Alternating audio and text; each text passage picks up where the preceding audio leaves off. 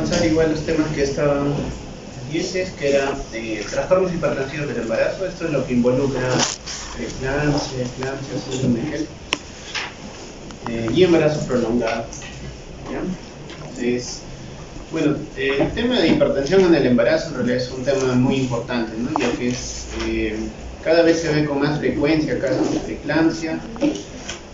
Actualmente en el Perú es la segunda causa de mortalidad materna, ¿no? Después de lo que es la hemorragia obstétrica, pero ya en países del primer mundo pues los trastornos hipertensivos son la primera causa de muerte materna.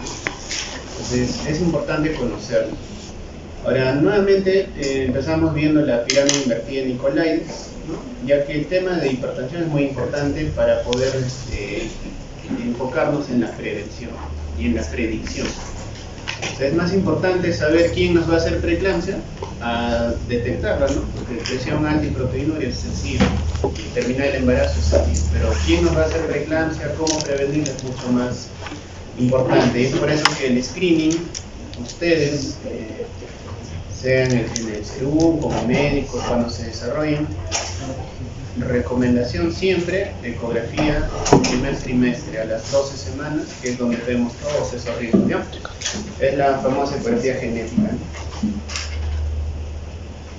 Entonces, el trastorno hipertensivo pues es una de las principales causas de mortalidad materna y perinatal en el mundo, ¿no? Tiene una incidencia del 2 a 8% en todos los embarazos, pero en América Latina es casi de un 26%, ¿no? Y es responsable de la muerte materna. Como mencioné, en el Perú estamos en el segundo nivel. Bueno, entonces, ¿cuáles son los factores de riesgo para desarrollar el trastorno hipertensivo o preeclampsia, ¿no? Dentro de los factores de riesgo, los más importantes a la cabeza, antecedente de preeclampsia, ¿no? Como ven, el riesgo relativo es 8.4, o sea, alguien que tuvo preeclampsia en su primer embarazo tiene 8 veces más riesgo de hacer preeclampsia en un segundo embarazo, ¿no? Segundo, hipertensión crónica. Los primeros 6 son los que tienen que acordarse porque esos son los factores de alto riesgo, ¿no? O sea, son factores de muy alto riesgo hacer preeclampsia. A la cabeza, antecedente de preeclampsia, hipertensión crónica, personas que son hipertensas van a hacer preeclampsia con un riesgo de 5. Diabetes mellitus antes del embarazo, riesgo de 3. Embarazo múltiple, riesgo de 3 también.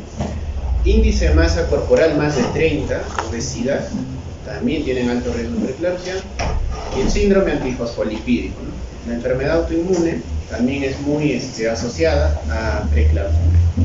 Otros factores de riesgo tenemos el lupus, antecedentes de óbito fetal, índice de masa corporal más de 25, el sobrepeso también, la nuliparidad es más frecuente en un primer embarazo, el desprendimiento prematuro de placenta anterior también, la principal causa de DPP suele ser la preeclampsia. Las tecnologías de reproducción asistida, personas que se han realizado FIV, ¿no? Fertilización in vitro, la enfermedad renal crónica, la edad materna avanzada, más de 35 años, y susceptibilidad genética, ¿no? Si ha habido antecedentes maternos o paternos. Y otros factores de riesgo, antecedente familiar de preeclampsia, ¿no? Esto es del Lancet, nos dice de igual manera el riesgo relativo pues no cambia. Lo más asociado, antecedente de preeclampsia. Pero esto era más para que vean que fuera de todos los factores que ya hemos mencionado, vemos cómo cambia el riesgo relativo sin ajustar del síndrome antifosfolipídico, ¿no? Que viene a ser del 9.7. Una paciente que tenga síndrome antifosfolipídico o lupus tiene mucho riesgo de ser preeclampsia, y no solo de ser preeclampsia, sino de complicarse, ¿no? O sea, el preeclampsia le puede hacer cualquiera, principalmente madres con un primer embarazo, pero ¿quiénes se complican más? Aquellas pacientes con enfermedad autoinmune, ¿no? Entonces, síndrome antifosfolipídico y lupus son sinónimos de que va a ser preeclampsia, pero se va a complicar. O sea, te va a hacer gel, o te va a hacer eclampsia, o va a ser preeclampsia muy prematura, ¿no? Y esa es justamente la que tiene más riesgo, ¿no? Es por eso que muchas personas con antifosfolipídico, con lupus, a veces se les recomienda no embarazarse, ¿no? Por ese motivo. Pero bueno, si se embarazan, pues alto riesgo de preeclampsia, ¿no? Ahora, ¿por qué me importa esto? Porque simplemente con los antecedentes yo ya estoy viendo quiénes me van a hacer preeclampsia, ¿no? Oye, me dio preeclampsia en mi primer embarazo, ¿tengo que recibir aspirina para prevenirla? Por supuesto que sí, ¿no? Tengo mucho riesgo frente a alguien que nunca hizo preeclampsia. Si soy hipertensa, soy diabética, tengo embarazo múltiple o tengo síndrome antifosfolipídico, alguna enfermedad autoinmune, tengo que recibir aspirina. Entonces, eso es importante. El resumen que les había presentado la semana pasada, igual lo vamos a ver. ¿Por qué? Porque tienen que conocer cuáles son los 4 trastornos hipertensivos, ¿no? El más frecuente, el más común, preeclampsia, ¿no? Y la hipertensión gestacional, que es lo que está al fondo. Todo lo que es preeclampsia está en la definición, básicamente, ¿no? Hipertensión gestacional es presión alta, ¿no? Más de 140/90 en 2 tomas separadas de 4 o 6 horas en alguien que era previamente normotensa, ¿no? O sea, si nunca ha hecho hipertensión y te hacen el embarazo por encima de la semana 20, esa es hipertensión gestacional. Ahora, a esa hipertensión gestacional, si se le suma la proteinuria, ¿cómo se llama eso? Preeclampsia. Ahora, y te dice la definición, ¿no? En ausencia de proteinuria, con otros síntomas sistémicos, ¿no? Como los que están acá, presión muy alta, o plaquetopenia, oliguria, falla hepática, falla renal, RCU puedes considerarlo como preeclampsia, ¿no? La preeclampsia es de 2 tipos, la severa o con criterios de severidad, que son estos, y la que no es severa, sin criterios de severidad. Y depende de eso el manejo, ¿no? Ya sabemos todos que el problema de los trastornos hipertensivos y la preeclampsia está en la placenta, ¿no? Entonces, ¿cuál es el tratamiento? Retirar la placenta, ¿no? Porque ese es el problema. Pero si sale la placenta, tiene que salir el bebé, entonces el tratamiento es el parto. La pregunta es ¿cuándo, no? Cuando es sin signos de severidad, 37 semanas, al igual que la hipertensión gestacional, 37 semanas. Pero cuando es severa, es el problema, ¿no? Entonces, todo eso vamos a ver, ¿ya? Entonces, los 4 tipos de trastornos hipertensivos están ahí. Y la diferencia con la hipertensión crónica es la edad gestacional, ¿no? Si tengo a alguien que es hipertensa antes de la semana 20, eso se llama hipertensión crónica, no es preeclampsia, ¿no? Era previamente hipertensa, solo que no la habían diagnosticado, ¿no? ¿Cómo hacemos el diagnóstico de preeclampsia? Entonces, todo esto está en la definición, ¿no? Y esta es la definición, exactamente. Presión arterial sistólica mayor o igual a 140 o mayor o igual a 90 en 2 tomas separadas de 4 horas en una mujer previamente normotensa, ¿no? Por encima de la semana 20. ¿Y cómo le defino proteinuria? Más de 300 miligramos en 24 horas, relación proteína-creatinina mayor o igual a 0.3 o tira reactiva de orina más de 1 cruz, ¿no? O si tiene criterios de severidad que vienen a ser daño de órgano blanco, ¿no? Presión arterial sistólica más de 160/110 en 2 tomas separadas en 4 horas igual. Plaquetopenia menos de 100.000. Pruebas de función hepática 2 veces el valor normal.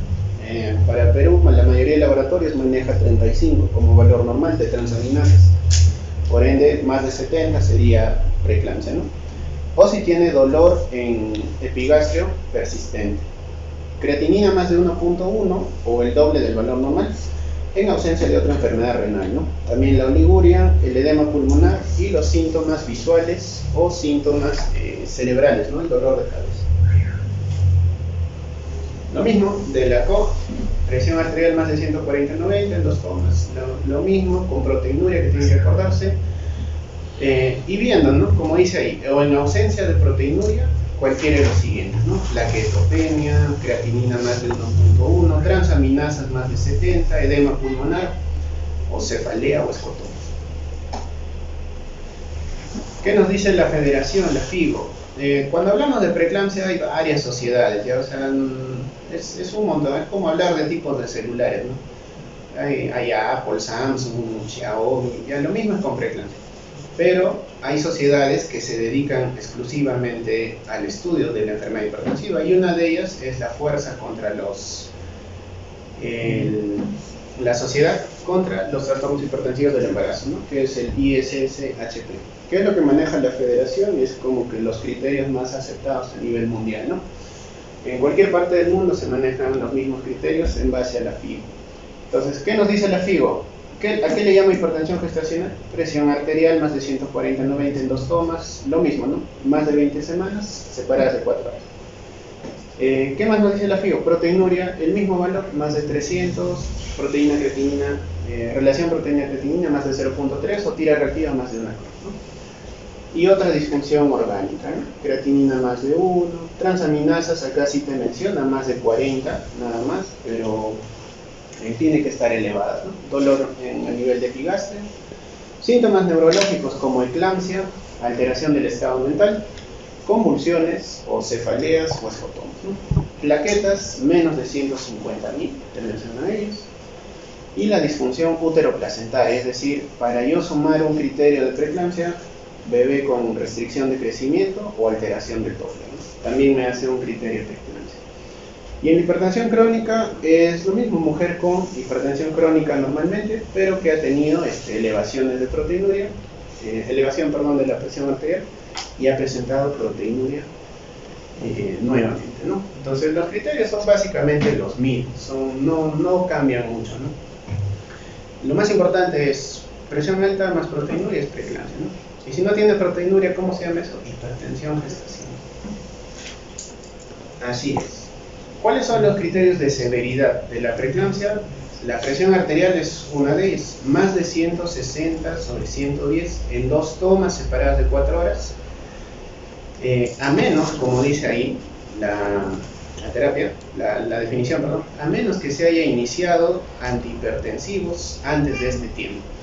¿Qué significa eso? Es lo que les mencionaba la vez pasada, ¿no? O sea, tienes una paciente con cefalea, con 180 de sistólica, no vas a esperar 4 horas para diagnosticar una preeclampsia severa. Le tienes que dar un antihipertensivo porque tiene que bajar esa presión. El umbral de la presión sistólica es la que más te puede llevar a la convulsión. Entonces, mientras más alta la sistólica, más riesgo de que convulsione. Así que le tienes que dar un antihipertensivo. Si es que es persistente por encima de los 15 minutos, le tienes que dar un antihipertensivo. Entonces, si ya le iniciaste el antihipertensivo y a pesar de eso sigue con ese tipo de presión, no tienes que esperar 4 horas para decir que es un criterio de severidad, ¿no? Es un criterio de severidad de preeclampsia. Plaquetopenia menos de 100.000, transaminasas elevadas, 2 veces el valor normal, dolor en el epigastrio, creatinina más de 1.1, edema pulmonar y síntomas visuales como cefalea o escotomas, ¿no?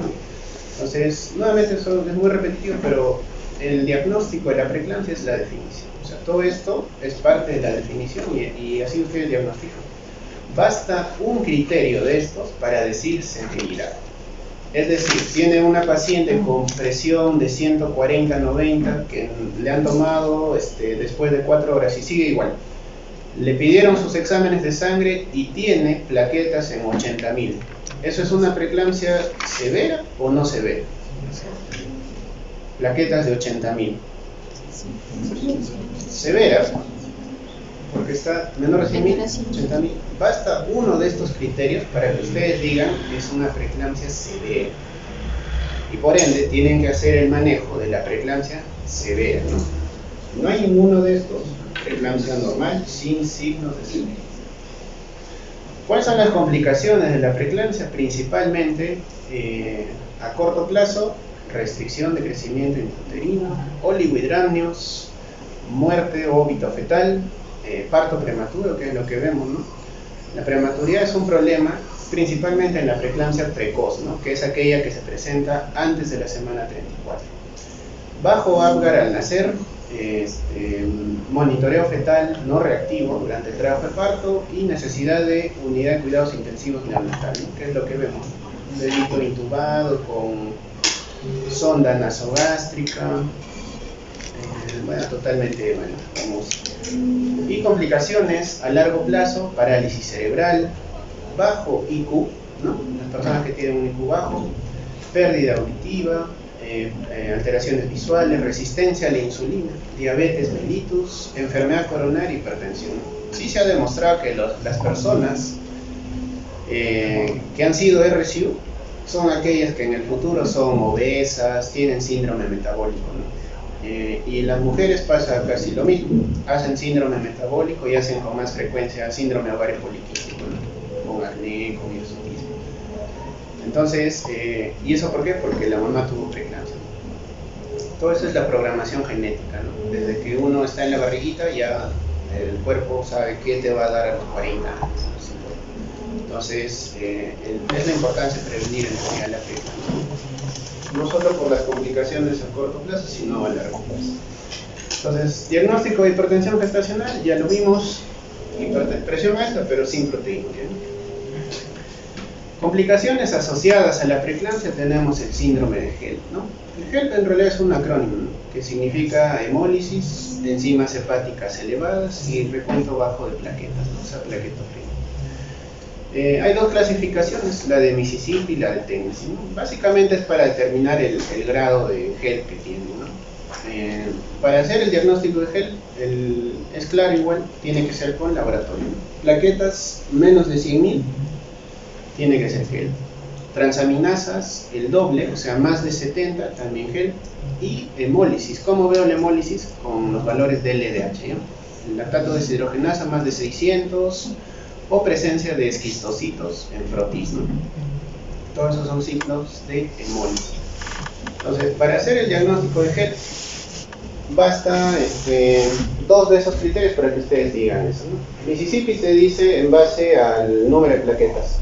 Mississippi 3 si es más de 100.000 las plaquetas, entre 100.000 y 50.000 Mississippi 2 y menos de 50.000 Mississippi 1, ¿no?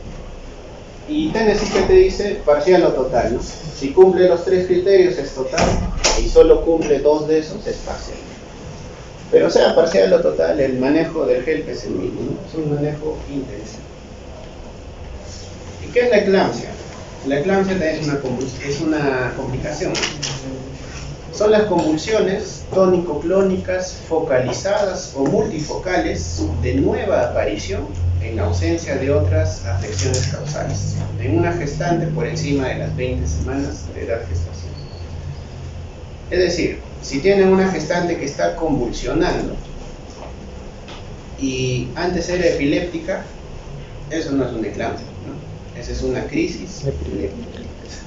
Si tienen una gestante que tiene un tumor a nivel cerebral que le ha estado causando convulsiones antes del embarazo y te convulsiona durante el embarazo, eso no es eclampsia. La eclampsia es en una persona que nunca en su vida ha convulsionado o no tiene el antecedente de convulsiones y se presentan de forma súbita, ¿no? Eso es eclampsia. Entonces, es una causa importante de muerte materna, justamente porque provoca hipoxia, ¿no?, en la madre, traumatismo, neumonía por aspiración y sobre todo alteraciones a nivel cerebral, ¿no? Puede causar hasta ictus o etc. Por lo general, la eclampsia va precedida de signos de irritación cerebral, es por eso que la cefalea y los escotomas son pues síntomas de severidad, ¿no? O sea, la cefalea en casos de eclampsia suele ser una cefalea holocraniana, compromete todo la cabeza y es opresiva, no es compresiva, no es pulsátil. Y va acompañada de fotofobia, visión borrosa y escotomas, ¿no? ¿Qué son los escotomas? Esas manchas en la forma de ver. Algunas personas también la refieren como estrellas, lucecitas, pero tiene que haber pequeños puntos en los que se nubla la visión, ¿no? Esos son los escotomas. Puede ocurrir la eclampsia antes, durante o después del trabajo de parto. Y también puede ocurrir eclampsia incluso sin presión alta. Entonces, es una complicación más asociada a la preeclampsia, pero puede ocurrir en cualquiera de los casos. ¿Cuál es la fisiopatología de los trastornos hipertensivos? Es desconocida, pero sí hay varias teorías que son aceptadas, ¿no? Una de ellas es la isquemia uteroplacentaria crónica, que es la más aceptada. La mala adaptación inmune, la toxicidad por lipoproteínas de baja densidad, antecedentes o impronta genética, esto genera apoptosis o necrosis del trofoblasto y esto genera una inflamación a nivel del trofoblasto. Pero lo que más se asocia es la isquemia, ¿no? La isquemia uteroplacentaria es la que al final va a generar el desbalance entre factores antiangiogénicos y angiogénicos. Eso es del American Journal, del American Heart Association, del AHA, y ellos han determinado que la preeclampsia solo progresa en dos etapas. Uno es la placentación anormal, o sea, hay un problema en la placenta que finalmente, o sea, que todo empezó en el primer trimestre, pero que finalmente te va a llevar a un síndrome en el segundo y tercer trimestre en el que hay un exceso de factores antiangiogénicos, ¿no? ¿Como cuál? Como el SFLT. Entonces, tenemos factores de riesgo, ¿no? Predisposición genética por parte de los padres, Características maternas, ¿no? La edad materna avanzada, la obesidad, comorbilidades como la hipertensión, la diabetes, enfermedades placentarias, factores inmunes o el embarazo múltiple. Pero estos factores de riesgo se van a sumar todos al inicio del primer trimestre, ¿no? ¿Con qué? Con una mala invasión trofoblástica, ¿no? O sea, hay una transformación de las arterias espirales de forma anormal. Eso es lo que va a generar todo el trastorno de la preeclampsia. ¿Eso qué va a generar? Un estrés oxidativo en la placenta y isquemia, zonas de isquemia dentro de la placenta, ¿no? Y eso va a generar eventualmente disrupción del desarrollo de las vellosidades placentarias, ¿no? O sea, la placenta y las vellosidades no se forman correctamente. Esto es lo que pasa al inicio del embarazo. ¿Y qué pasa en el segundo y tercer trimestre? Lo que mencionábamos, ¿no? El síndrome asociado a la preeclampsia, producto de esta isquemia crónica. ¿Qué es lo que va a haber? Más factores antiangiogénicos que angiogénicos, ¿no? Entonces, por ende, entendemos que si el factor antiangiogénico, su función es de una vasoconstricción y de no dilatar más los vasos sanguíneos, esto es lo que va a generar una disfunción endotelial sistémica, ¿no? El endotelio, pues, es la capa interna de los vasos sanguíneos, así que tenemos endotelio en todo el cuerpo, en realidad, ¿no? Y es por eso que la preeclampsia parece un shock, porque altera justamente el endotelio, ¿no? ¿Y esto qué genera? Injuria vascular y hipertensión, ¿no? ¿Cuáles son los factores angiogénicos? El PIG es el principal, el factor de crecimiento placentario, ¿ya? ¿Y cuáles son los factores antiangiogénicos, los que impiden este crecimiento de los vasos? La proteína similar a la tirosinquinasa, que se llama SFLT1, ¿no? Y la endoglina. Estos dos son los que van a estar elevados y son los principales que van a causar la preeclampsia, ¿no? Pero todo empieza de un problema de isquemia crónica. Entonces nos vamos al primer trimestre, en lo que debe ser una invasión normal, ¿no? Recuerdan que el trofoblasto es lo que produce la placenta. Entonces, ¿qué necesita el bebito para crecer? Vasos sanguíneos, necesita flujo, necesita sangre. Entonces, ¿cuál es la función del trofoblasto?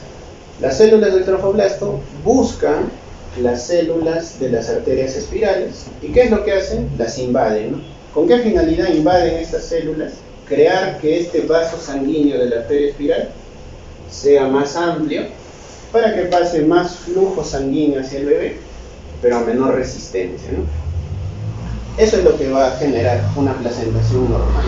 O sea, esa invasión trofoblástica que se produce en el primer trimestre busca esto: un vaso de gran calibre para que pase bastante flujo, pero a baja resistencia. ¿Qué pasa con la preeclampsia?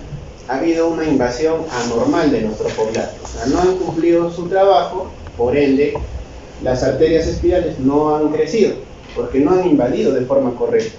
¿Eso qué genera? Que haya poco flujo sanguíneo en esta arteria espiral. Eso va a ser, es lo mismo cuando van a utilizar una manguera, por ejemplo, ¿no? Si tú dejas la manguera abierta, el flujo sale bastante, pero no sale con presión, cae. ¿Qué pasa si tú quieres llegar más lejos? Le presionas un poquito, pones el dedo, y el agua va a salir más disparada, pero va a salir en menos cantidad.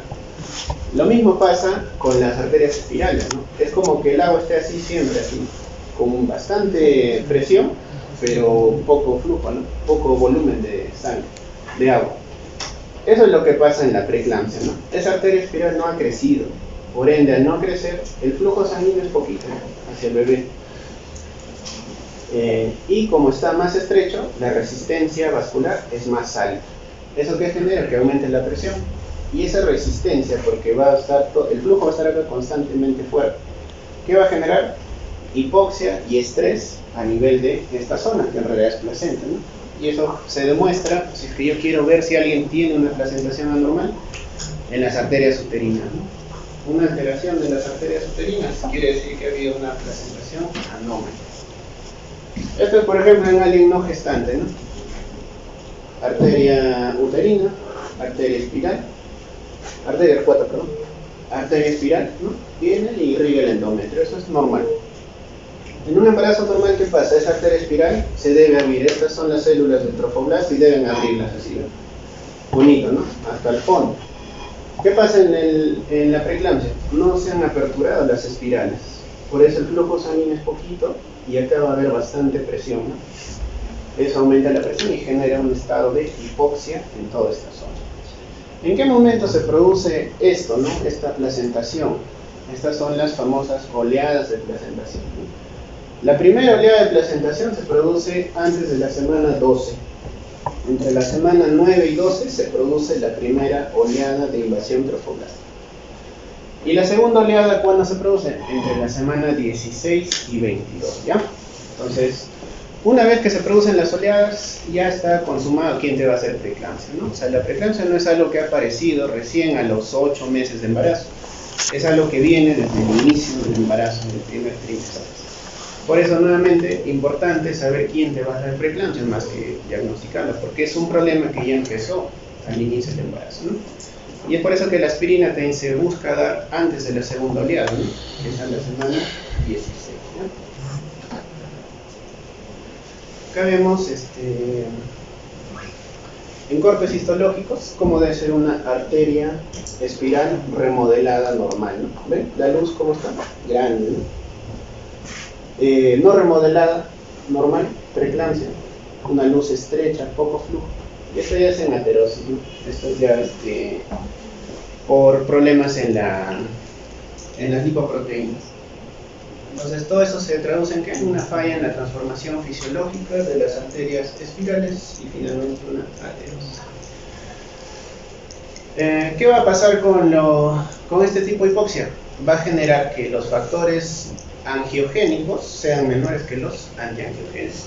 Deberían estar en un equilibrio, ¿no? Los angiogénicos, que son los verdecitos, el PIC, con los antiangiogénicos, que son los que están flotando. ¿Qué pasa en la preeclampsia? Hay más factores antiangiogénicos y eso es lo que va a generar una vasoconstricción. Entonces, al haber vasoconstricción, se agrava más el problema de hipoxia y de isquemia placentaria, ¿no? A eso nos ayuda algo que se llama el ratio SFLT1 sobre el PIG.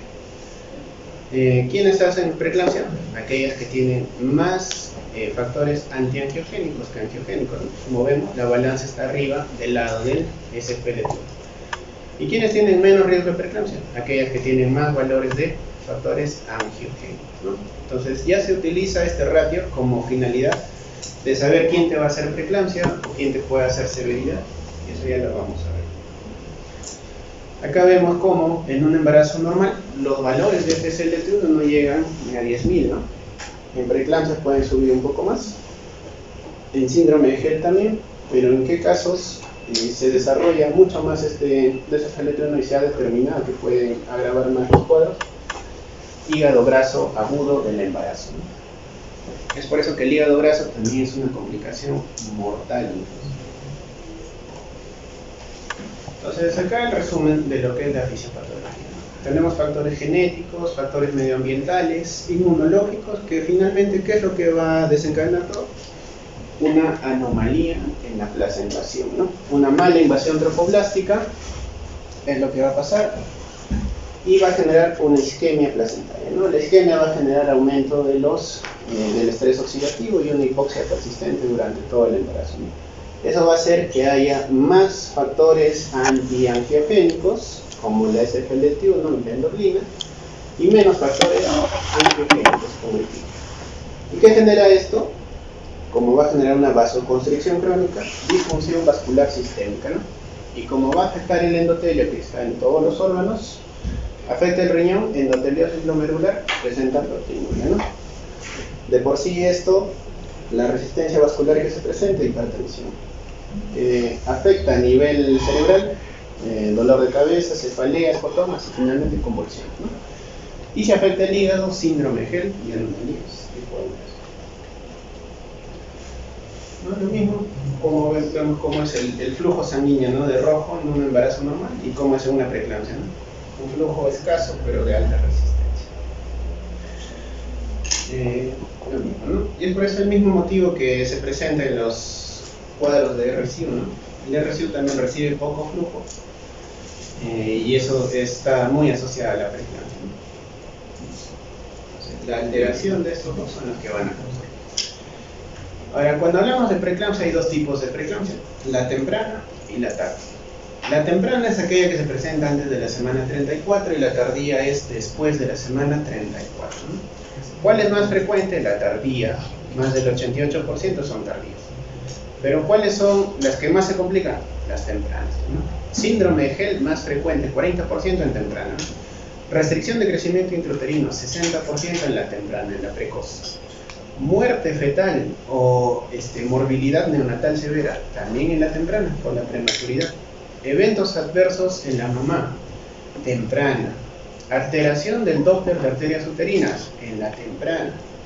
¿Y dónde se afecta más? El ratio SFLT1 sobre pi, también en la temprana.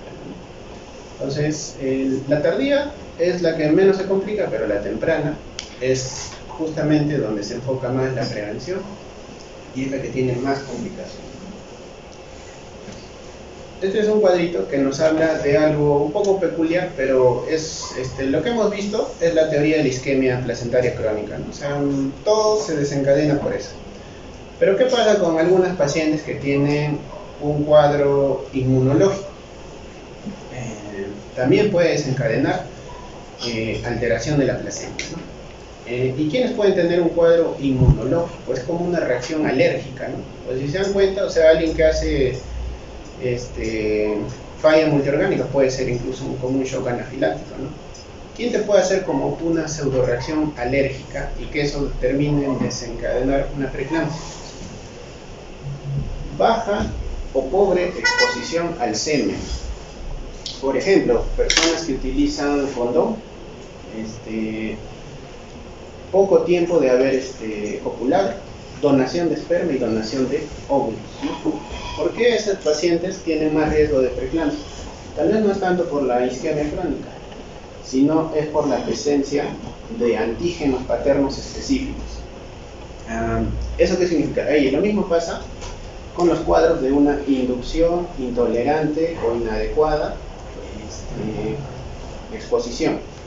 Por ejemplo, primer embarazo en nulíparas, ¿no? ¿Por qué las que tienen primer bebé tienen más riesgo de preeclampsia? También por el mismo motivo, ¿no? Presencia del antígeno específico materno. Mujeres multíparas, pero que tienen una nueva pareja y que se hayan embarazado después de 10 años de haber tenido un bebé, ¿no? Entonces, ¿qué significa eso? No sé, conocen a alguien, no sé, mujeres múltiples, por ejemplo, que tienen una pareja, ¿no? La poca exposición al semen quiere decir que, no sé, has estado 10 años con una persona y nunca te has embarazado, pero saliste una noche, conociste a alguien, te embarazaste, tuviste una sola relación sexual, pero te embarazaste. Y ese día,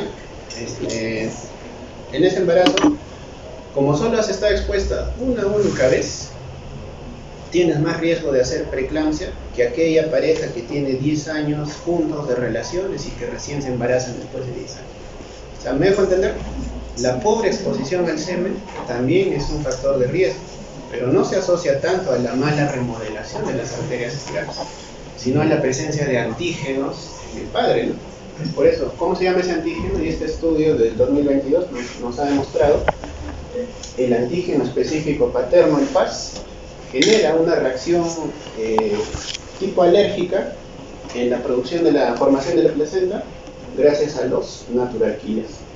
Y eso todo va a desencadenar pobre placentación. La pobre placentación va a llevar a lo mismo, daño endotelial finalmente.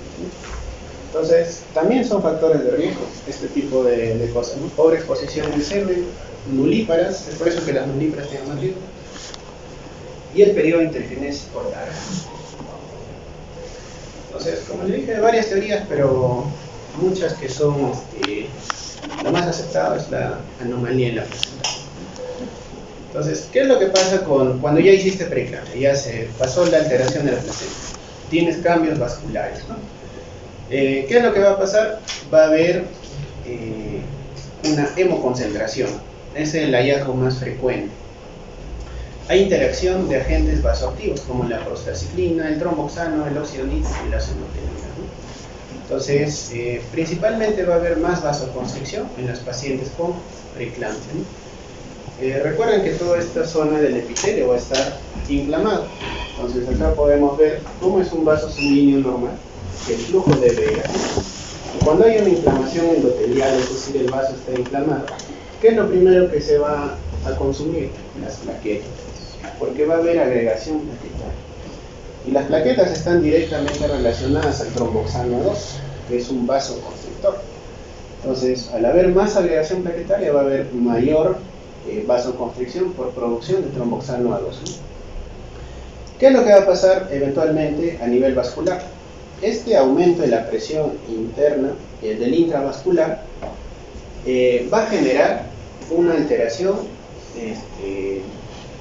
dentro de la presión arterial. ¿Qué más va a pasar? Va a haber fuga capilar a través de los vasos sanguíneos. ¿Por qué? Por la pérdida de la presión oncótica, ¿no? Recuerden que las pacientes con preeclampsia están perdiendo proteínas por la orina.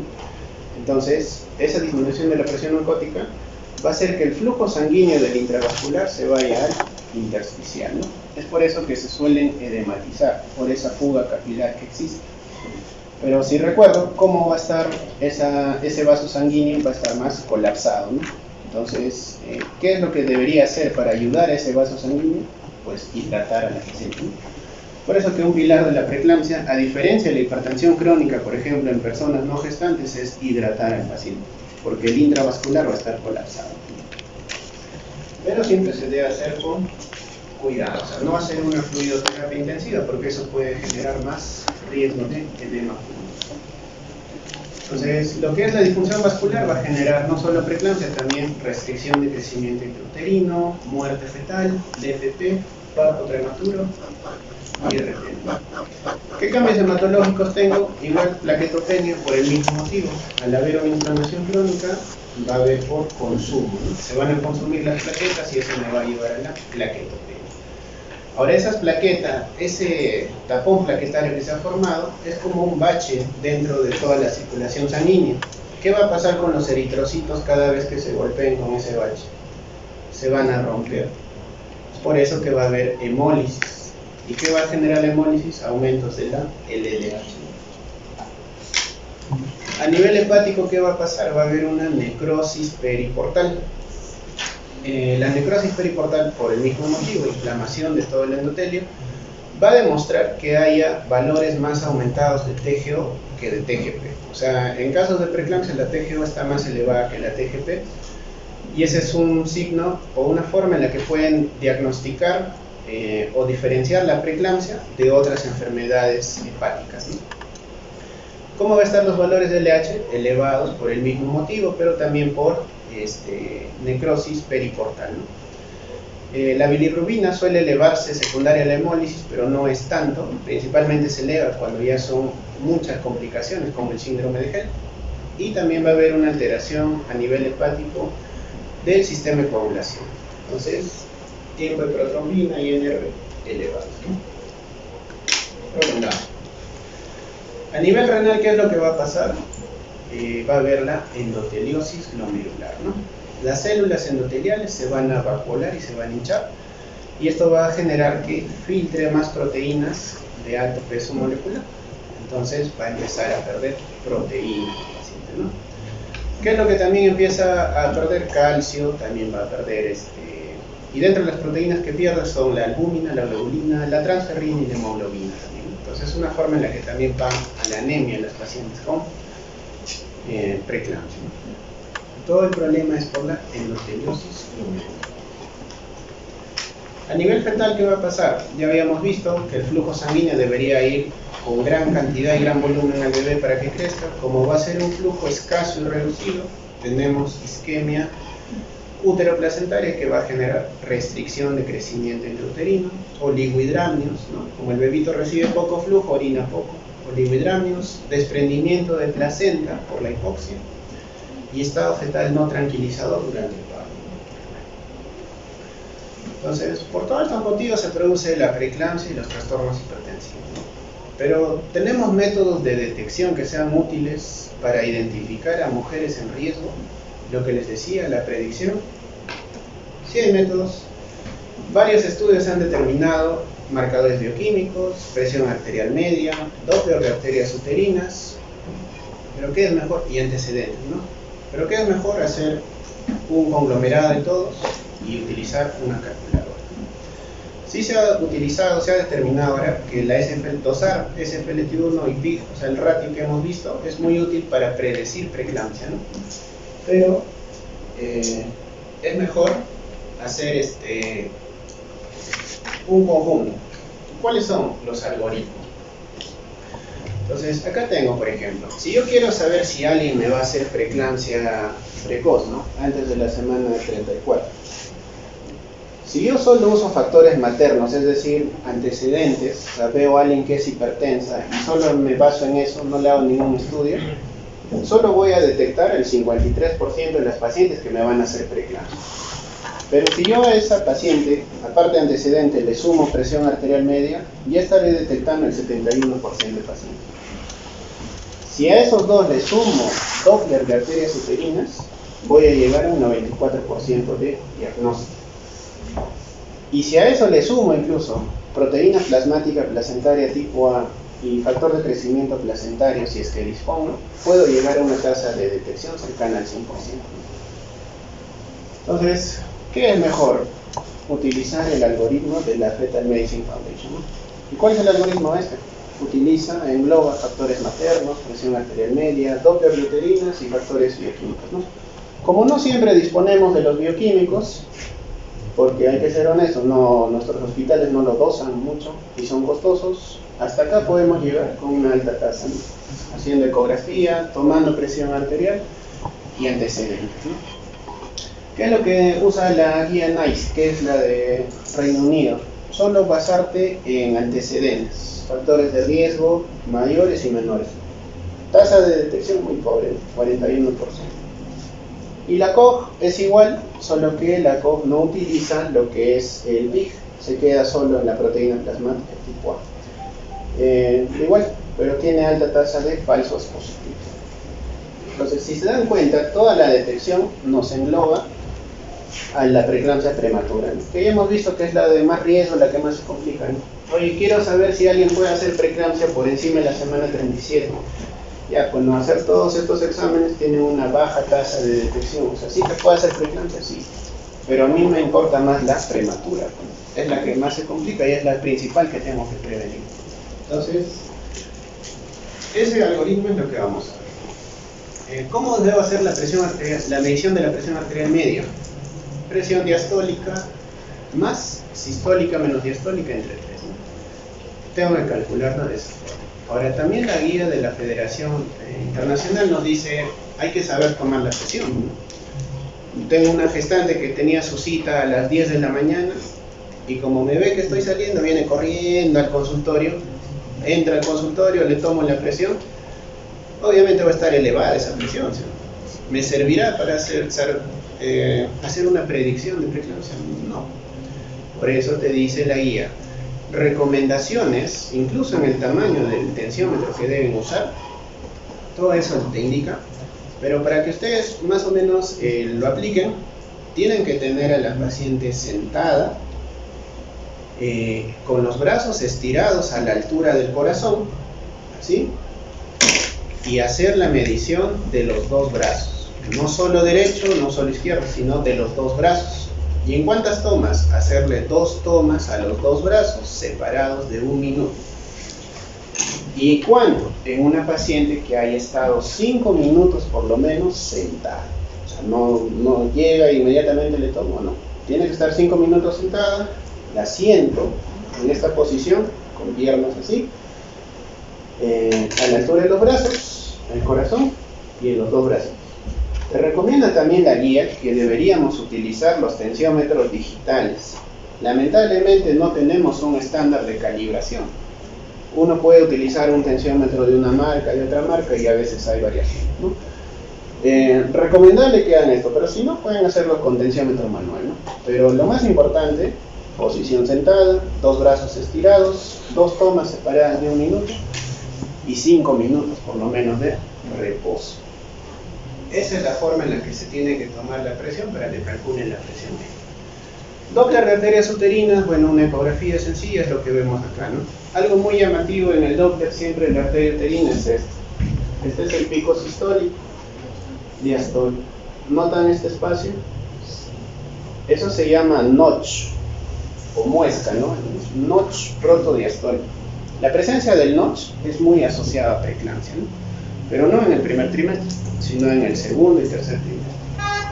Lo más importante es el valor siempre, el índice de pulsatilidad.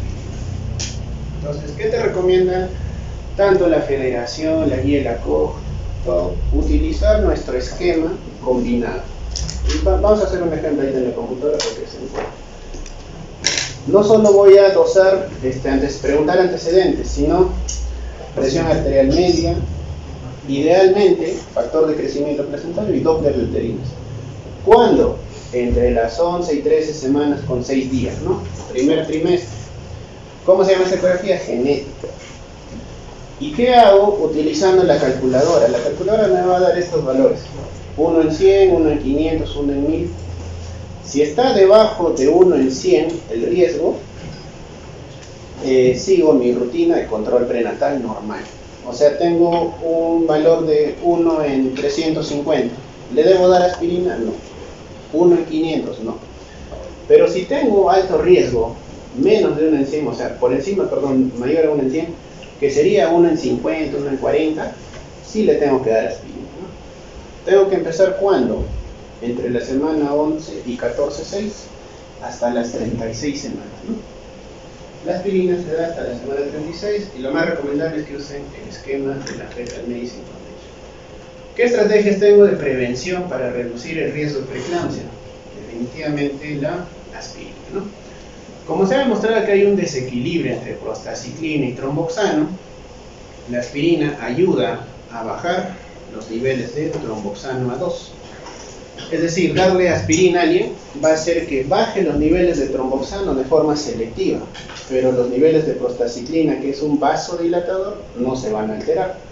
Es decir, estoy atacando el que vasoconstriye, pero estoy dejando el que genera vasodilatación. Por eso debo dar dosis bajas de aspirina, para no afectar la función de la prostaciclina. Entonces, se ha demostrado que dar aspirina en dosis baja antes de la semana 16 ha reducido el riesgo de preeclampsia severa en un riesgo relativo de 0.4, de RESIU en 0.5, siempre que se inicie antes de la semana 16. Y todo eso gracias al estudio ASPER, ¿no? Que es este estudio. Dar aspirina a las pacientes que tienen alto riesgo de preeclampsia, que ya lo hemos visto con la predicción, reduce en 82% el riesgo de preeclampsia prematura, ¿no? O sea, de 10 personas que le das aspirina, 2 te harán preeclampsia, el resto no. Entonces, es importante, ¿no? También reduce el riesgo de preeclampsia antes de la semana 37, pero en menor proporción.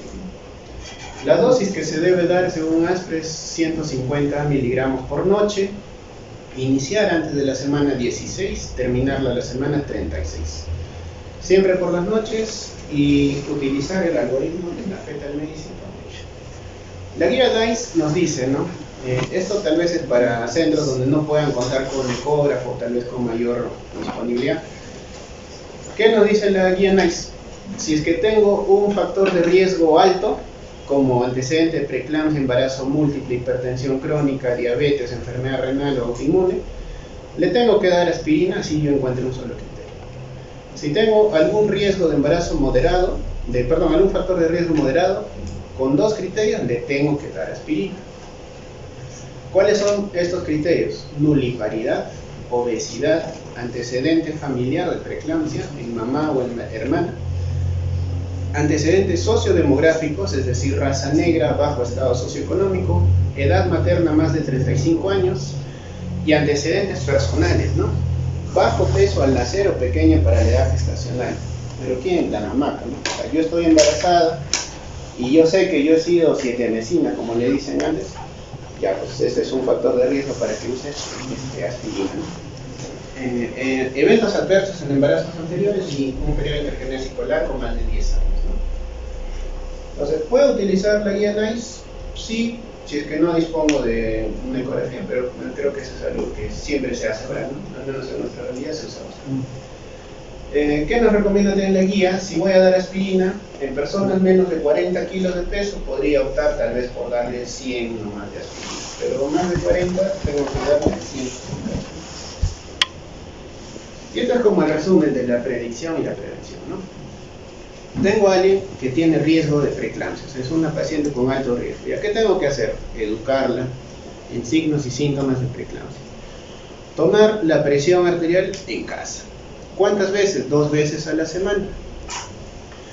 Tiene que dormir bien, más de 7 horas, sobre todo si ha tenido una fatiga excesiva. Medicación en estas pacientes de alto riesgo. Dosis baja de aspirina, iniciar antes de la semana 16. Por lo menos el 90% de todas las tomas en la noche. Si es paciente hipertensa crónica, manejar presiones con sus antihipertensivos menor de 140/90. Y con respecto a la dieta, suplementar vitamina D de 600 a 2000 unidades por día, dar calcio menor a 800 miligramos por día, incrementarlo hasta 1000 miligramos al día, ¿no? Ejercicio 3 a 4 veces por semana, por lo menos 30 a 60 minutos, dieta mediterránea y una consulta con nutricionista. Eso se debe hacer en todo paciente con alto riesgo, ¿no? Ahora nos vamos al tratamiento de la preeclampsia. ¿Cuál es el tratamiento? Ya sabemos que es terminar el embarazo, ¿no? Si el problema es la placenta, por esa hipoxia crónica, tengo que sacar la placenta. ¿Cuándo termina el embarazo, no? ¿Puedo hacer un manejo expectante o puedo entregar al bebito? Eso es lo que significa esto.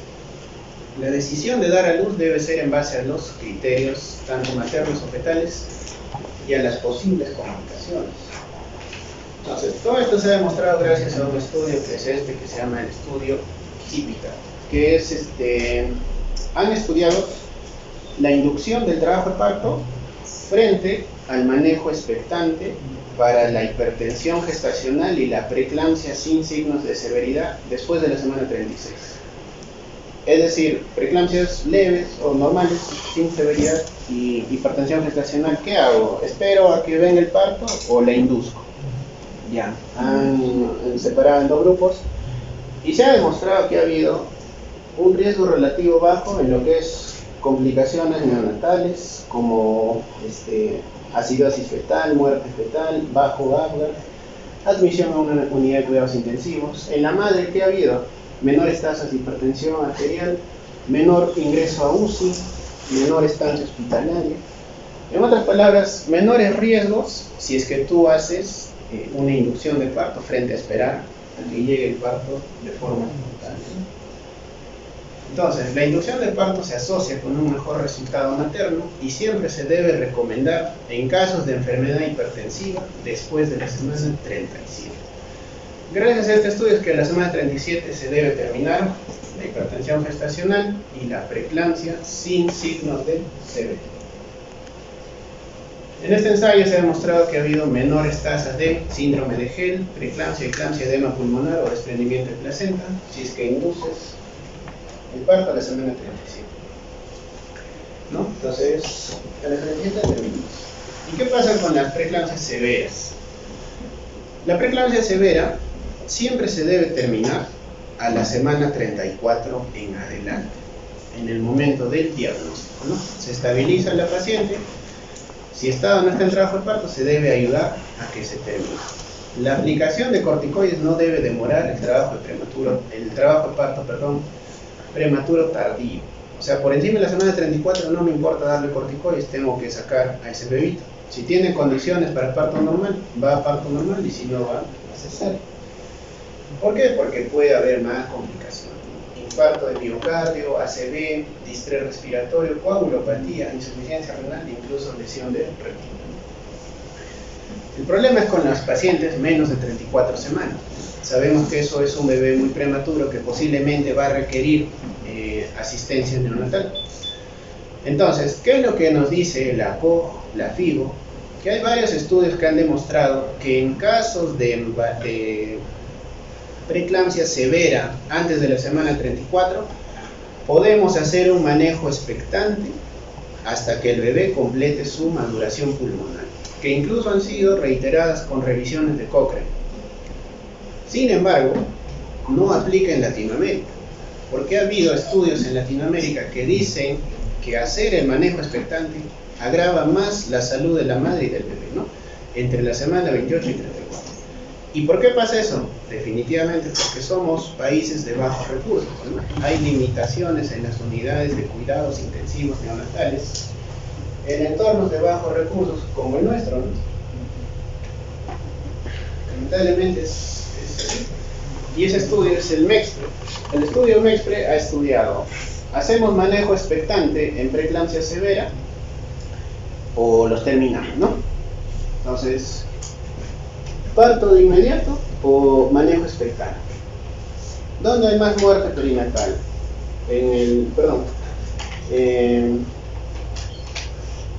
¿Dónde estamos acá?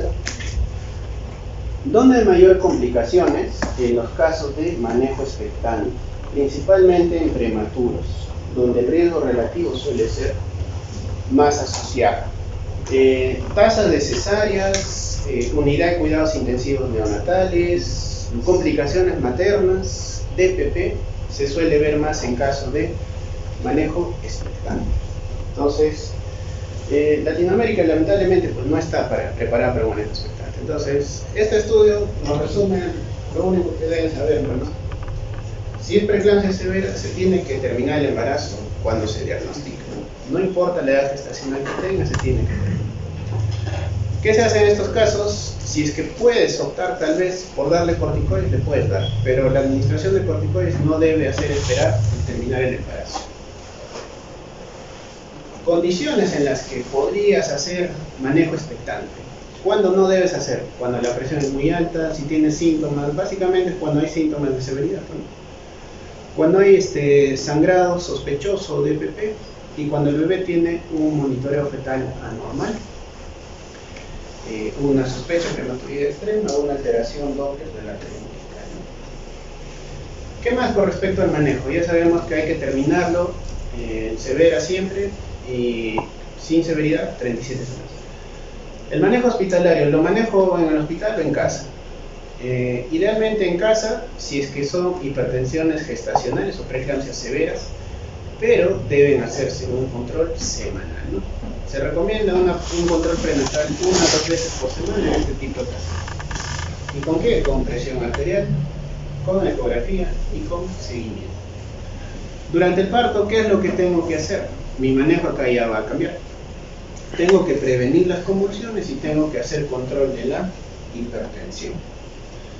¿Cómo hago la profilaxis de convulsiones? Con sulfato de magnesio, ¿no? El sulfato de magnesio ha demostrado disminuir a la mitad el riesgo de eclampsia, ¿no? En comparación con el placebo en varios estudios, disminuye también el riesgo de desprendimiento de placenta y de mortalidad materna. Entonces tengo que dar sulfato de magnesio, ¿no? La tasa de convulsiones en preeclampsias severas, sin darle sulfato, es 4 veces mayor que en aquellas a las que sí les he dado sulfato. Y se ha demostrado que el sulfato es más eficaz que el diazepam, que la fenitoína para controlar las convulsiones. Entonces es el fármaco de elección en caso de eclampsia. ¿Cómo doy el sulfato? Tengo varias formas de darlas. El esquema más frecuente es el de Suspam, ¿no? Que es dar 4 gramos endovenoso en 20 minutos y 1 a 2 gramos, 1 gramo por hora de mantenimiento, ¿no? El esquema de Cibai es darle 6 gramos en 10 minutos y de mantenimiento 2 gramos por hora. Y también tenemos esquemas intramusculares como el de Pritchard, ¿no? Que es darle 10 gramos de sulfato intramuscular. Lo que más utilizamos es esto, el Suspam modificado es lo que usamos en Latinoamérica, que es darle 4 gramos de ataque y 1 gramo por hora de mantenimiento. ¿Y qué es lo que nos dice todas las guías? ¿Cuánto tiempo debo dar sulfato? 24 horas, ¿ya? El sulfato se debe dar por 24 horas, no se da hasta que nazca el bebé y se suspende, se da 24 horas. En casos de parto vaginal, 24 horas después del parto. Y en casos de cesárea, 24 horas de haber iniciado la profilaxis con sulfato, que se da a veces antes de entrar a la sala de detención. Esa dosis de Suspam, que es 4 gramos en 20 minutos, ¿es segura o no es segura? Sí es segura, pero recuerden que el sulfato es tóxico. Si yo le estoy dando sulfato a una paciente y se me ocurre hacerle un dosaje de magnesio en sangre, ¿en qué rango estará su magnesio? en miligramos por decilitro debe estar entre 5 y 9 miligramos por decilitro. Eso se llama rango terapéutico. Es decir, yo le estoy dando el sulfato a esta dosis, 4 gramos en 20 y 1 gramo por hora, y el magnesio en sangre debe estar acá, entre 5 y 9. ¿Qué pasa si doy mal mi sulfato de magnesio o se me abrió el frasco y le estoy pasando de más? Va a empezar a tener problemas. Primero, oliguria, y luego empieza a tener pérdida de los reflejos osteotendinosos, ¿no? A reflexo. Por encima de cuánto me hace reflexia, más de 9 miligramos por decilitro.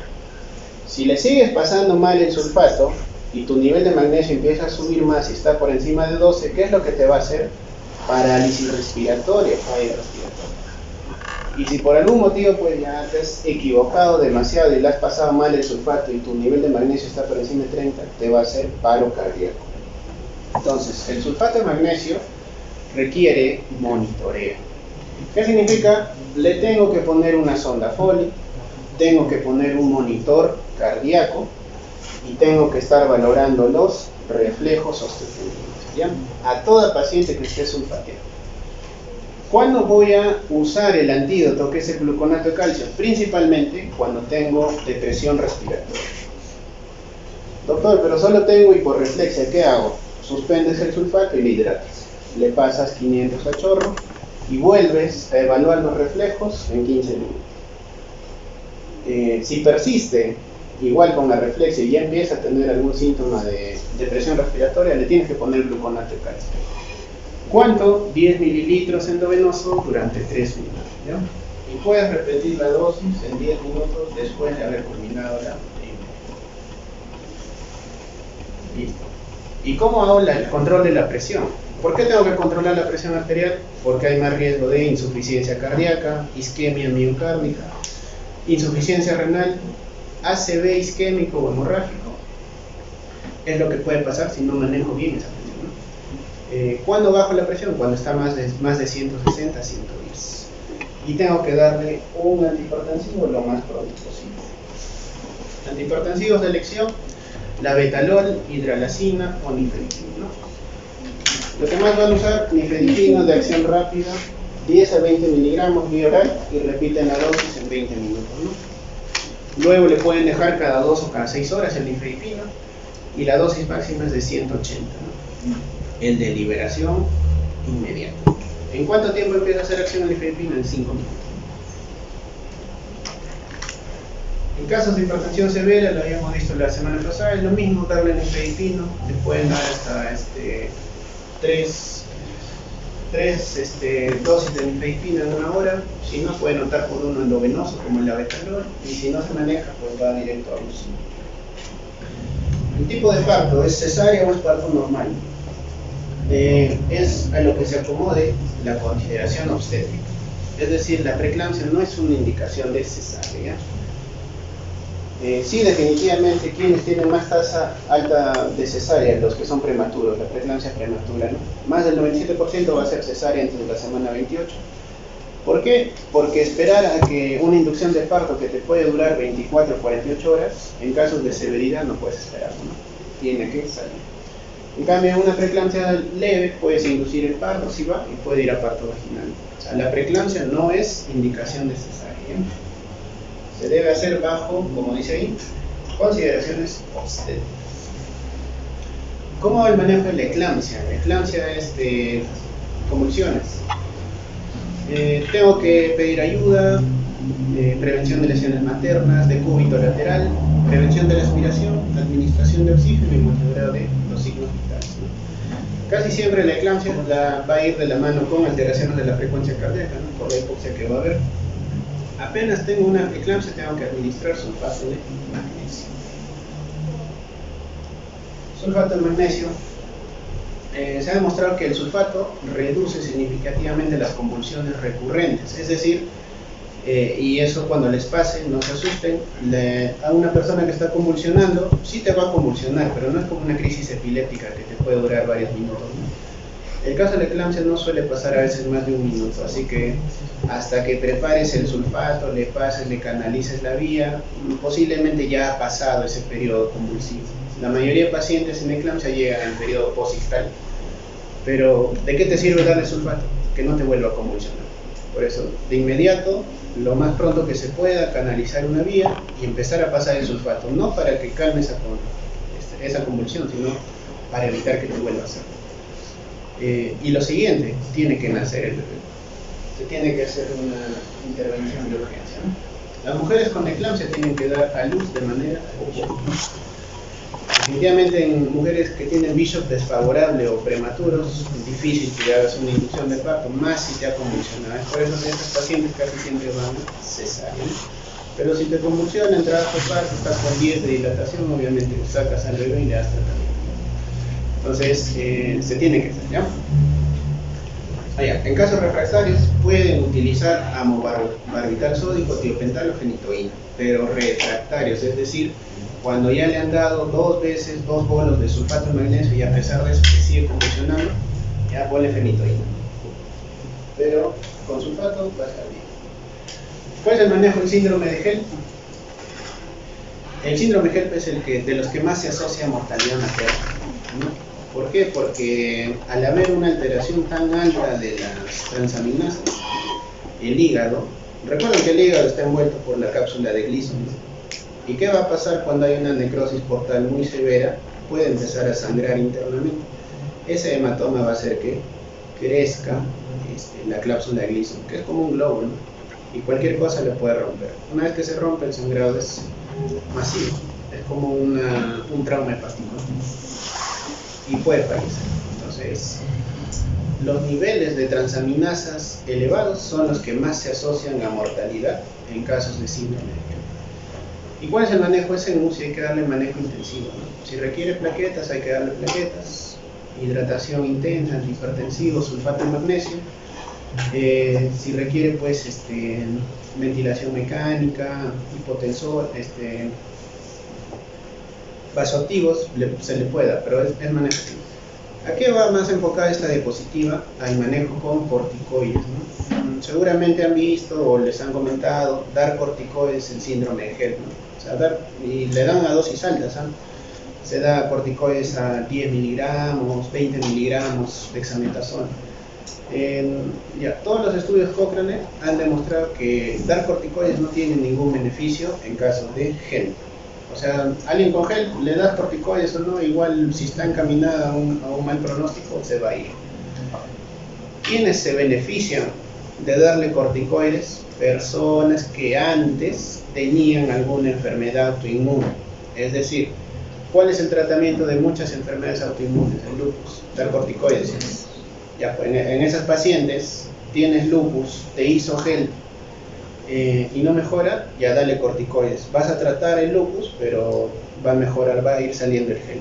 Pero alguien que no tiene ningún antecedente de enfermedad autoinmune, no sirve de nada darle corticoides. O sea, a eso va enfocado. Entonces, no hay evidencia suficiente que apoye el uso de corticosteroides para atenuar el proceso de enfermedad en el síndrome de HELP. Más que el manejo. Entonces, tienes HELP, tienes que valorar primero si hay un hematoma hepático, ¿no? Si hay hematoma hepático, bueno, definitivamente se deriva, pero en caso que la paciente esté inestable, se tiene que hacer una laparotomía. ¿Por qué? Porque ese hematoma seguramente se ha roto. ¿Qué pasa si se rompe? Packing hepático, ¿ya? El empaquetamiento es lo único que ha demostrado aumentar la supervivencia en casos de síndrome de HELP. Puede utilizar hemostáticos locales, más o menos, no es tanto. Ligadura de la arteria hepática muy difícil. Maniobra de Triglet, que es comprimir la arteria hepática. Resección hepática segmentaria, hepatectomía. Opcional, incluso pueden hacer cauterización con argón plata, ¿no? En casos de rotura hepática. Eso manejan más los cirujanos, ¿no? De la ATL. Pero hablando de HELP netamente, si tienen un HELP que tuvo hematoma y se ha roto y está inestable, packing hepático, empaquetamiento. No hay otro tratamiento. El resto, incluso hacer argón, tiene mayor tasa de mortalidad. El packing es lo que les va a salvar la vida a esos pacientes. Si a pesar de eso es difícil, esto ya es una guía de España, ¿no? Puedes optar incluso por el trasplante hepático, ¿no? Y en caso de que el paciente esté estable, tienes que hacer tomografía seriada. para ver que el hematoma no crezca, ¿no? Porque si está creciendo, tiene que entrar a sangre. ¿Para qué? Para el packing. El packing es posible. ¿En qué casos puede haber mayor mortalidad? En menos de 23 horas después del parto, cuando tienen niveles de TGO y TGP más de 2000 horas. Entonces, es ahí donde se tiene que hacer más enfoque en el manejo de gel. Y el gel, pues tiene su peor parte, por así decirlo, a los 2 días después del parto. Así que gel directo a un sitio. ¿Cuáles son los riesgos de tener preeclampsia, ¿no? O sea, ¿te puede hacer enfermedad posteriormente? Sí, el riesgo es mayor, 4 a 8 veces mayor que una mujer de un embarazo normal que tenga o que sea hipertensa posteriormente, ¿no? ¿Qué riesgos? Hipertensión, infarto de miocardio, insuficiencia cardíaca, enfermedad cerebrovascular, enfermedad arterial periférica,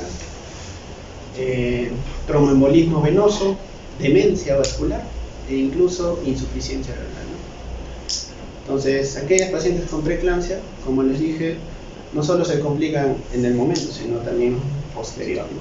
Así que va enfocado más a prevenir, ¿no? A evitar este tipo de complicaciones. Recomendable siempre a los pacientes que han hecho preeclampsia cambien su estilo de vida, ¿no? Peso saludable, ejercicio, dieta y dejar comer. Y como update, nuevas formas de predicción, Doppler de arteria oftálmica, ¿no? Se está haciendo. ¿En cuánto puede mejorar la tasa de detección si es que no utilizas factores angiogénicos, ¿no? Que era acá donde llegamos? De un 43 puedes llegar hasta un 71% si es que utilizas Doppler de arteria, ¿no? Y si le sumas algún factor angiogénico hasta el 93%. Sí se está haciendo, tiene varios estudios. Y el ratio SFLT1-PIB, ¿no? No sé, uno de los chicos les mencionaba. Si yo tengo, por ejemplo, una paciente con preeclampsia, ¿no? Ahorita no es severa, quisiera darle de alta, pero tiene 36 semanas.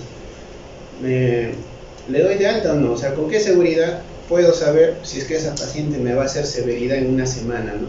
O en 3 semanas? O sea, me gustaría un estudio. Así, pues, ¿no? Puedo hacer dosaje de SFLT1 sobre PIB y tiene un alto valor predictivo negativo. O sea, si me sale menos de 38, con tranquilidad le doy de alta y hago manejo ambulatorio, porque sé que no se me va a complicar en 3 semanas. Y le vas haciendo. Y por el contrario, ¿no?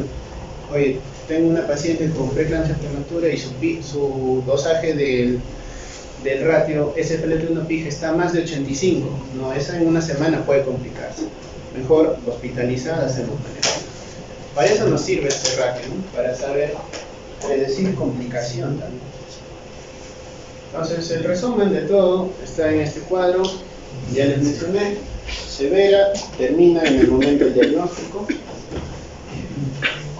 Preeclampsia, hipertensión gestacional a las 37 semanas, todo el manejo que se debe hacer. Y el manejo hospitalario es lo que habíamos mencionado, ¿no? Sulfato, nifedipino, y el ratio también está ahí mencionado. Esa es una actualización de este año. El Congreso de Medicina. Y esto, ¿no? Predecir para prevenir. ¿Alguna pregunta? Para terminar con esta parte, porque el otro tema es cortito. Busquen en internet FMF preeclampsia y entran al primero que dice riesgo de preeclampsia. Y esa es la calculadora que van a utilizar. O sea, todo lo que hemos visto de cómo se puede predecir es con esto, ¿no? Entran a la calculadora y ven riesgo de preeclampsia. En inglés, porque si no en español no es lo que ponen esto: embarazo único, longitud coronal de bebé, día de examen o hay día, cuántos años tiene la paciente, en qué año ha nacido, hay que ponerle 74, hay que ponerle que es obesa, 1,50 m, que está pesando 80 kilos, raza mixta, ¿no? Todos son. Fumaba, la mamá tuvo preeclampsia, sí, es un embarazo in vitro por la edad que tiene. Hay que ponerle que no tiene enfermedad, ¿no? No es hipertensa, no es diabética. Si es su primer bebé, nulípara. A lo mejor tuvo un embarazo anterior donde hizo preeclampsia. ¿Cuándo nació el embarazo anterior? 2019. Nació prematuro a las 32 semanas. Y acá ya te manda, ¿no? Todo esto es la primera parte que veíamos. ¿Recuerdan? Antecedente materno, ya está. Segunda parte, presión arterial media. 4 tomas, 2 del brazo derecho, 2 del brazo izquierdo. Le ponemos, ¿no? 130-80. ¿Ya? 130-80. Tranquilamente todos esos datos los pueden tener haciendo una historia clínica. Medición del Doppler de arterias uterinas.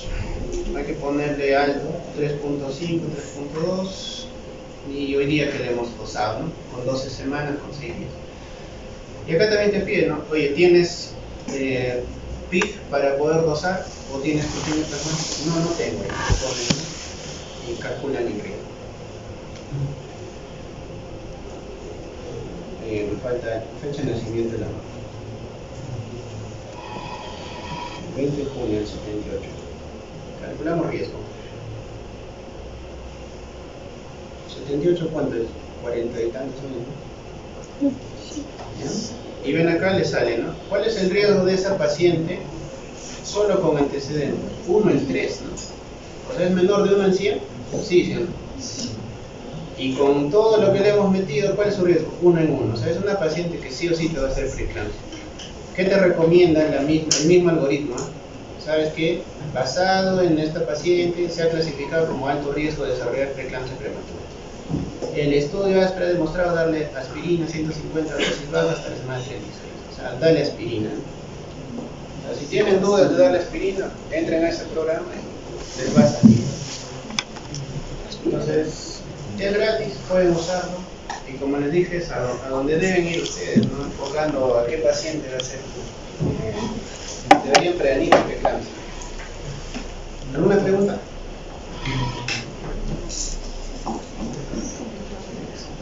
No. Este tema es más corto y es embarazo prolongado.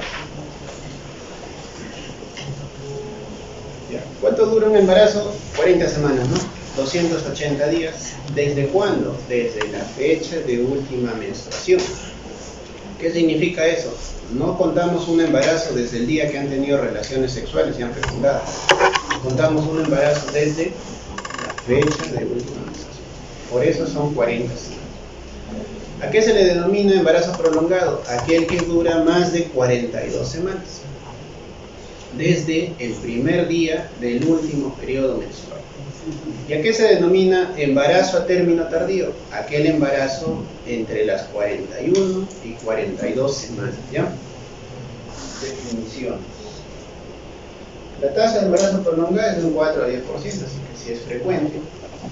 Las causas no se conocen, pero sí hay factores en los que una paciente te puede hacer más embarazo prolongado. ¿Quiénes? Las de mayor edad, edad materna avanzada, las nulíparas, el primer bebé, índice de masa corporal alto, las obesas, embarazo prolongado previo, antecedente, el mismo antecedente, feto masculino, los varones son los que se pasan más, factores hormonales y predisposición genética. Algunas anomalías en el feto, como anencefalio o deficiencia de sulfatasa placentaria, también se han asociado a embarazos prolongados. Pero no hay algo de por sí, pero sí estos factores que son más frecuentes. ¿Por qué me importa el embarazo prolongado? Porque a mayor edad gestacional, mayor tasa de mortalidad perinatal. A partir de las 42 semanas, las tasas de mortalidad son el doble que aquellas pacientes a término, ¿no? Que a las 40 semanas. 4 de cada 1000 partos se mueren, a diferencia de 2 de cada 1000. ¿Y esto por qué? Simplemente por la edad gestacional. Vemos cómo la línea negra es muerte fetal. Como la muerte fetal intrauterina, por cada 1000 embarazos, va subiendo a partir de la semana 40. 40, 41, venga a la 42, hay un pico máximo hasta las 43. Muerte fetal, óbito fetal o sangrados anormales, también a partir de la semana 40, ¿no? Noten, ¿no? Como durante todo el embarazo limpio y a partir de la semana 40 se dispara.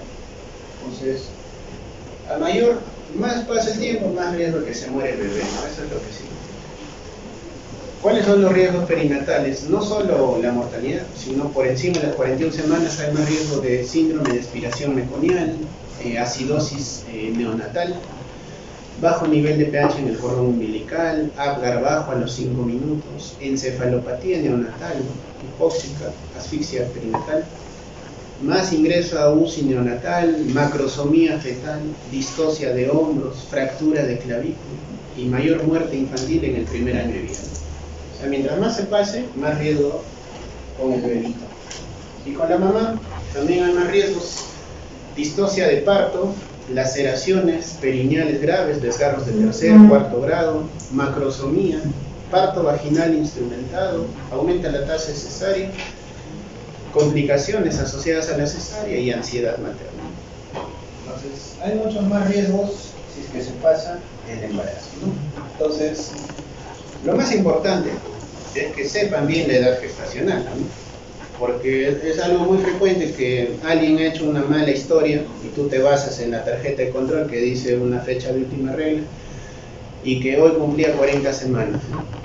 Y en base a eso estás haciendo todo, y la verdad es que la paciente no tiene esa edad gestacional, no es una persona, es alguien que ha rellenado por rellenar y es una mala paciente que ni se acuerda de la fecha de última regla. ¿Qué es lo que se debe hacer para disminuir estos errores? Ecografía de primer trimestre.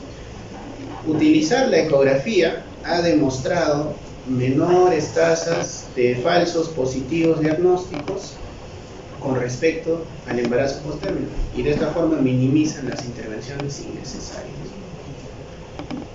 ¿Qué sucede con las ecografías hasta la semana 20? Puede haber una variación de más o menos 7 días. Es decir, nunca se hizo ecografía, pero su ecografía de los 5 meses dice que ahorita tiene 37 semanas. Y a eso puede ser más o menos 7. Puede tener 38, puede tener 36. Si esa paciente nunca se ha hecho ecografía y tiene una ecografía entre las 20 y 30 semanas, esa ecografía puede variar más o menos 14. O sea, si yo utilizo la ecografía de los 7 meses, su edad gestacional puede variar hasta 2 semanas, ¿no? Tal vez no tener 38, sino tener 40. No sirve.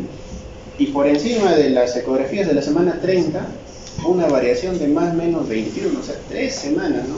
Ya es difícil, ¿no? Es por eso que siempre una paciente que te pregunta cuántas semanas tengo y le estás haciendo una ecografía pues de tercer trimestre, no se sabe, ¿no? O sea, ese valor que tú le das no va a ser real, porque hay una variación muy amplia, ¿no? En cambio, la ecografía de primer trimestre con longitud coronal solo varía más o menos 3 días, ¿no? En diferencia de la fecha última. Entonces, primera parte del manejo: saquen bien la edad gestacional con fecha de última regla, con ecografía de primer trimestre, longitud coronal. Si no, segundo trimestre, ¿no? Pero tienen que usar la ecografía. Ahora, ¿cuál es el manejo? En embarazos entre 37 y 39 semanas con 6 días de bajo riesgo, no es necesario hacer inducción de parto, ¿no? O sea, no pasa nada, no hay que inducir, hay que esperar a que llegue su momento. ¿Qué pasa con los embarazos entre 40 y 41 semanas? Puedes inducir siempre que haya una anomalía en el peso fetal, en el volumen de líquido amniótico o que tenga una restricción de crecimiento intrauterino. Si es de bajo riesgo, o sea, es decir, todo está normal, no haces nada, esperas. ¿Qué se hace con los embarazos de 41 a 42 semanas? Inducir el parto en estos bebés a partir de la semana 41 ha demostrado disminuir la mortalidad perinatal significativamente, disminuir el riesgo de síndrome de aspiración meconial, disminuir el riesgo de macrosomía fetal y disminuir la tasa de cesárea. Es por eso que se debe recomendar a partir de la semana 41 inducir el parto. O sea, el embarazo a término tardío, el manejo es inducir. Y a partir de la semana 42, claramente está la inducción, ¿no? O cesárea si es que no hay chances de parto. Entonces, a partir de la semana 41 siempre inducir, ¿no? Esta guía también te recomienda algo sobre la prevención, ¿no? ¿Cómo puedo evitar? Por ejemplo, tengo en mi primer embarazo, mi primer bebé nació a las 42 semanas. ¿Cómo puedo evitar que me pase en mi segundo embarazo. ¿Qué te dice Cochrane? ¿O qué te decían algunos? ¿Sabes qué? Puedes tener relaciones sexuales de forma regular cerca de esta fecha, ¿no? Y te puede ayudar a bajar las tasas de inducción. Ya no sirve, ¿no? Pero sí te puede servir lo que es la extracción profiláctica y la separación de membranas. Pero no se debe hacer siempre, es más que todo como una forma de prevención en caso de embarazos de altos riesgos. Acá está el resumen entonces, el manejo entre semana 40 y 41 que hago.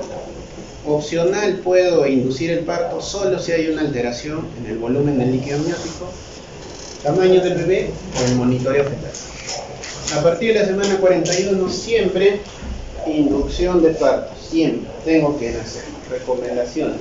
Y a partir de la semana 42, inducción de parto o cesárea, si es que hay riesgo, ¿no? Como obesidad, edad materna avanzada, podría ser cesárea. Entonces, para hacer la inducción del parto, ¿qué tengo que saber? Tengo que saber si el cuello uterino está favorable o desfavorable, ¿no? Un cuello favorable es aquel que le puedo dar solo oxitocina y va a nacer. Un cuello desfavorable es aquel que va a necesitar maduración, es un cuello que va a requerir medicamentos para madurar. ¿Cómo sé si es favorable o desfavorable? Con el Bishop, ¿no? El score de Bishop es lo que ven aquí, y el acrónimo es muy sencillo, ¿no? 5 parámetros, el A, B, C, D, P. A de altura de presentación, le ponemos hasta 3 puntos en base a la altura de presentación que esté en el tracto vaginal, ¿no? Si está -3, -2, -1, ahí está el puntaje.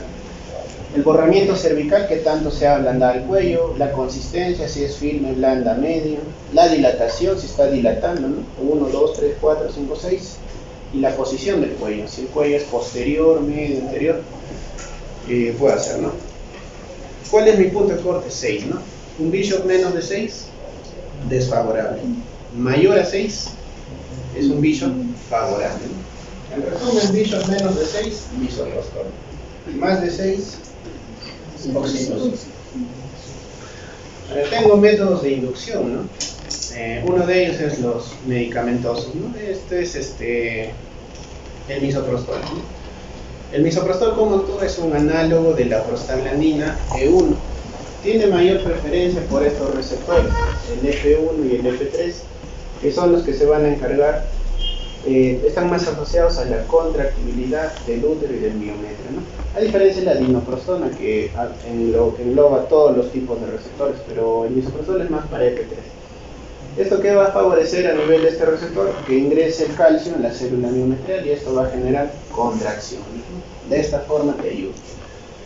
¿Hay dosis de misoprostol? Sí, pero ya en Estados Unidos están haciendo el misoprostol de liberación prolongada, ¿no? O sea, con una sola tabletita y el misoprostol se va a liberar hasta en 24 horas, ¿no? Acá, pero para nosotros todavía tenemos que dar las pastillitas en base a esto, que ya lo habíamos visto también anteriormente. Quiero inducir un embarazo por encima de la semana 28, misoprostol vaginal 25 a 50 microgramos cada 4 horas, ¿no? O vía oral 50 a 100 microgramos cada 2 horas. Esa es la forma de tratar. ¿Cómo hago la inducción? Perdón, ese es el aborto. ¿Cómo hago la inducción de parto? La misma dosis de misoprostol y siempre se prefiere la vía vaginal, ¿ya?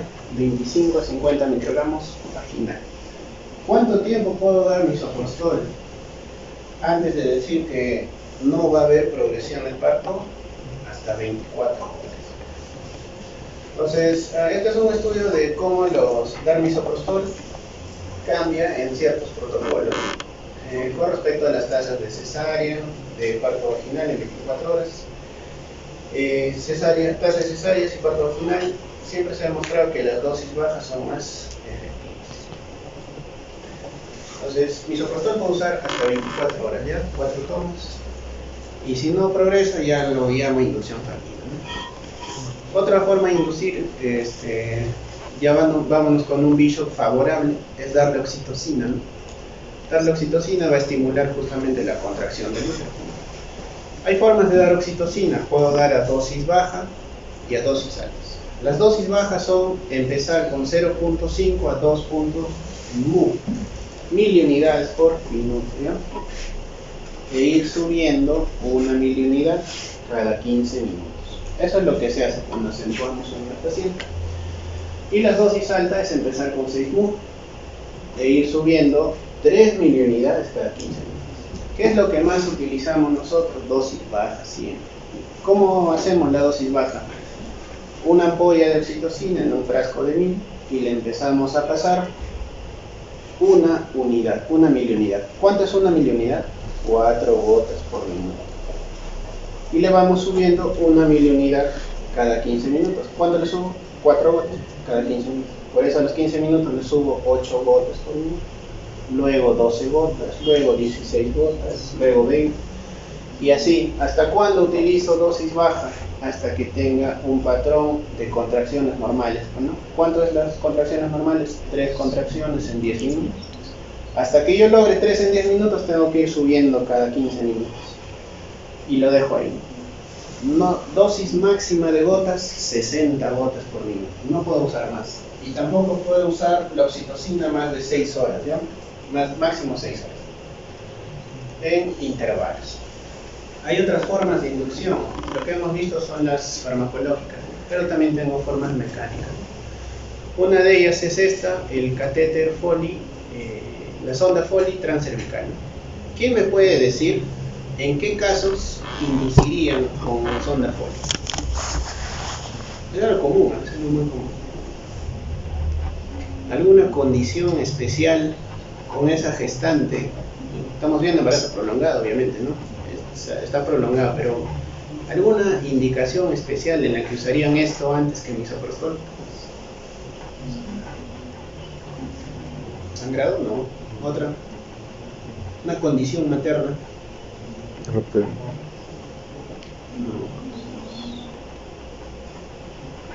¿Puede usar misoprostol en personas con cesárea después de la semana 26?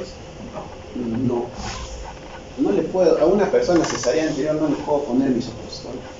¿Puedo usar oxitocina? Sí, pero misoprostol no. Entonces, si tienes una paciente que es cesárea anterior una vez y estás para inducción de parto vaginal, no le puedes dar misoprostol. Pero ¿cómo harías la dilatación del cuello? Sonda Foley. Por eso, en casos de cesárea previa que quieran parto vaginal, utilizamos dilatadores mecánicos. Uno de ellos es esto, que se llama la sonda Foley. Otro dilatador mecánico es esto, ¿no? Las laminarias o stents. Son unos dispositivos que se colocan a nivel del cuello uterino, similar a un tampón. ¿Y qué es lo que hace? Esto absorbe agua, jala agua del cuello. Al jalar agua, ¿qué va a hacer? Va a aumentar su tamaño. Como esos dinosaurios que crecían en el agua. Crecen. Y al crecer, ¿qué va a pasar? Abre el cuello. Se llaman laminarias o stents. También es una forma de inducción, pero es mecánica.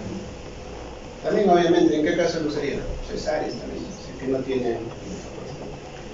Ahí vemos como una laminaria llamada Dilapam, hasta en 24 horas puede crecer. Otra forma, la sonda de doble balón, ¿no? ¿Esto qué es lo que va a hacer? Principalmente infusión con solución salina de cloruro de sodio. Tienes un balón acá y otro acá, pero ¿qué va a pasar? Le tienes que estar pasando cloruro de sodio. Le pasas el cloruro para que esto vaya creciendo y dilatando. Eso también se conoce como método de Krauss, ¿ya? El método de Krauss, infusión salina con dilatación.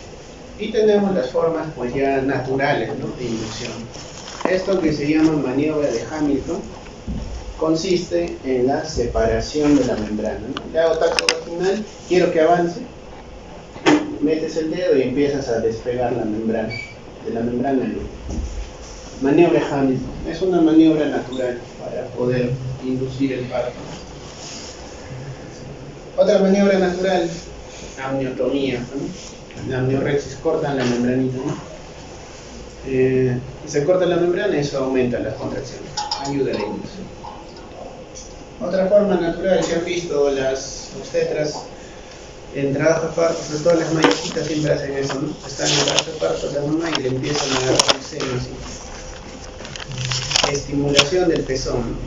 al final la estimulación de peso, o sea, sí se ha demostrado que va a aumentar o incrementar la producción de oxitocina.